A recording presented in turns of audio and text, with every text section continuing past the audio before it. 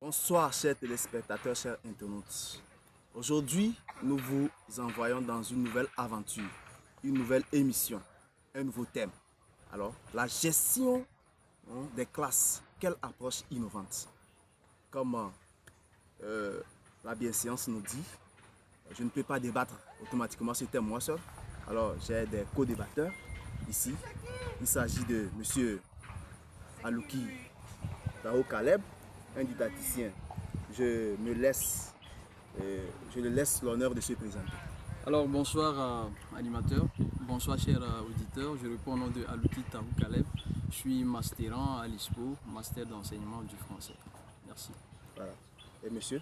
Oui, merci monsieur Kalaya. Je suis Saint-Wégou, étudiant en master option français, master d'enseignement à l'Institut ISPO. Merci pour l'invitation sur ce plateau Éducation Plus. C'est moi qui vous remercie. Alors parlons de l'éducation. Un problème gangrène dans cette éducation-là.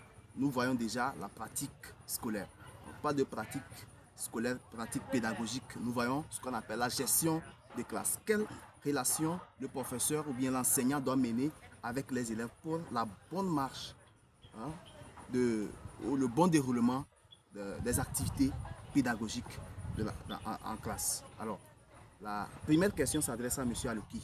Comment, en tant qu'enseignant, se comporter en classe pour le bon déroulement de la classe, pour le bon déroulement des activités pédagogiques, ou comment est-ce qu'il faut se prendre pour une bonne gestion, pour que la gestion de la classe soit plus efficace et efficiente? Oui, merci monsieur Kalaya, merci pour la question. Voilà, on ne peut aucunement parler d'une classe, d'une leçon, sans parler de la manière dont cette leçon doit se faire.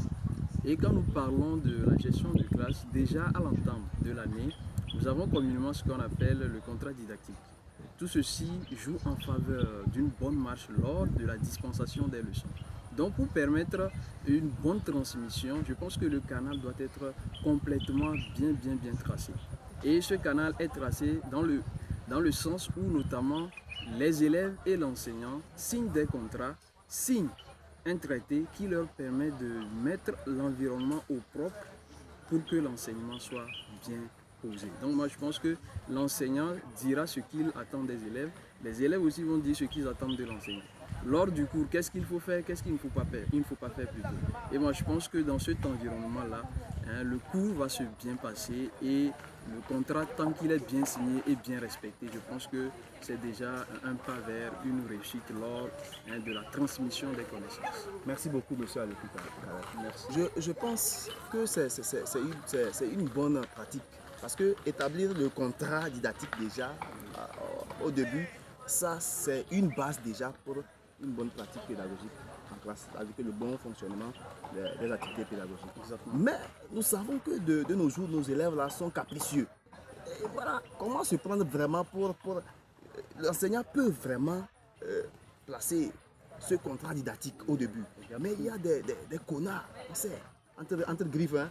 Monsieur Sourou, que pensez-vous? Comment peut-on se prendre en tant qu'enseignant pour vraiment pallier à ce phénomène-là qui gangrène les classes de nos jours? Merci encore une fois monsieur Kalaya pour la question. Si je pars d'abord de la genèse de la définition de la pédagogie, je dirais que c'est la pédagogie dans la mythologie grecque, c'est pédagogos, et pédagus dans la mythologie latine, d'accord, qui voudrait dire que l'esclave qui conduisait les enfants à l'école. Et donc la pédagogie, c'est l'art de faire la classe. Est-ce que vous comprenez? C'est l'art de faire la classe. Et il y a un certain nombre de valeurs qu'il faut avoir pour pouvoir gérer une classe. Comme M. Alouki l'a dit, nous sommes en contexte APC. Il y a un certain nombre de règles, de conditions qui se définissent dès le premier jour de la rentrée que nous apprenons le contrat didactique, où l'enseignant et les élèves définissent ensemble les conditions dans lesquelles ils vont travailler. Et donc, il faut aussi avoir un certain nombre de valeurs, à savoir la patience.